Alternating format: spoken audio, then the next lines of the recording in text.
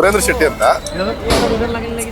Sir ಇದು ಸುಮಾರು ಆದ್ರೆ ನಿಮಗೆ ಹೇಗೆ ಗೊತ್ತಾಯ್ತು ಏನೇನಾಗ್ಬೇಕು?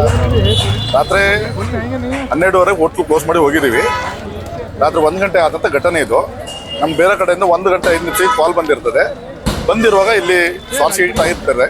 ಹೊರಗಡೆಯಿಂದ ಎಲ್ಲಿಂದ ಆಗಿದೆ ಅಂತ ಇನ್ನೂ ಕನ್ಫರ್ಮ್ ಇಲ್ಲ. ಅದ ನಂತರ ಫೈರಿಂದ ಬಂದಿರ್ತದೆ. ಎಲ್ಲ ಸಾಲ್ವ್ ಮಾಡಿದ್ವಿ ಬೆಳಿಗ್ಗೆಗೆ. ಹುಡುಗರಿದ್ದು ಹುಡುಗರಿಗೆ ಏನೂ ತೊಂದರೆ ಆಗಿಲ್ಲ. ಸೊ ಹೋಟ್ಲು ತುಂಬ ಲಾಸ್ ಆಗಿದೆ. ಸರ್ ಕೇಳಿ ಬರ್ತಿದೆ ಒಬ್ಬ 3 ಅಂತಸ್ತು ಏನೂ ಇಲ್ಲ ಎಲ್ಲ ಹೇಳ್ತಾ ಇದ್ದಾರೆ ಗ್ಯಾಸ್ ಸ್ಫೋಟ್ ಆಗಿದೆ. ಹೇಳೋರು ಒಬ್ಬೊಬ್ಬರು ಒಂದನ್ನು ಹೇಳ್ತಾರೆ. ಇನ್ನು ನಾವಿದ್ದೀನಿ ನಮ್ಗೆ ಗೊತ್ತುಂಟಲ್ಲ ಏನಾಗಿದೆ ಅಂತ. ತೊಂದರೆ ಏನೂ ಆಗಿಲ್ಲ ಹುಡುಗರಿಗೆ. ಗ್ಯಾಸ್ ಸ್ಫೋಟನೂ ಆಗಿಲ್ಲ. ಆಗಿದ್ದು ಏನಿದೆ ಇದು ಶಾರ್ಟ್ ಸರ್ಕ್ಯೂಟ್ ಆಗಿದೆ. ಅದು ಎಲ್ಲಿಂದ ಅಂತ ಗೊತ್ತಿಲ್ಲ. ಕಂಬದಿಂದ ನಾವು ಒಳಗಡೆನೆ ನಮ್ಗೆ ಕ್ಲಿಯರಿಟಿ ಸಿಕ್ಕಿಲ್ಲ. ಈಗ ಸರ್ ಇದು ಇಷ್ಟು ಫೇಮಸ್ ನಿಮ್ಮ ರೆಸ್ಟೋರೆಂಟ್ ಬಹಳಷ್ಟು ಮಂದಿ ಬರ್ತಿದ್ರು. ಅವ್ರಿಗೂ ಭಾಳ ಬೇಜಾರಾಗಿ ಅವ್ರಿಗೆ ನೀವು ನಿಮ್ಮ ಮತ್ತಿಂದ ಏನು ಹೇಳ್ಬೇಕು? ಏನಿಲ್ಲ, ಈಗ ನೋಡ್ಬೇಕು. ನೀನು ಆದಷ್ಟು ಬೇಗ ಅದನ್ನೇ ಅವರಿಗೆ ಸೌಲಭ್ಯ ಮಾಡಿ ಕೊಡಬೇಕು. ಫ್ರೀಯಾಗಿ ಓಪನ್ ಮಾಡಲಿಕ್ಕೆ ನಾವು ಪ್ರಯತ್ನ ಪಡ್ತೀವಿ.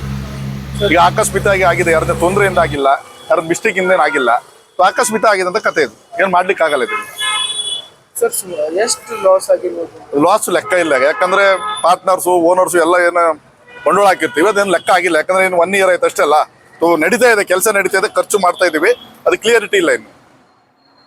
ಸರ್ ನಿಮ್ಮ ಲಾಸ್ಟ್ ಮೆಸೇಜ್ ಅಂದ್ರೆ ಪಬ್ಲಿಕ್ ಇರಲಿ ಅಥವಾ ಯಾರೇ ಬಂದು ವಿಸಿಟ್ ಮಾಡೋರು ಇರಲಿ, ಫ್ಯೂಚರ್ ವಿಸಿಟರ್ಸ್ ಇರಲಿ, ಫ್ಯೂಚರ್ ಕಸ್ಟಮರ್ಸ್ ಇರಲಿ, ಅವ್ರ ಸಲುವಾಗಿ ಏನು ಹೇಳ್ಬೇಕು?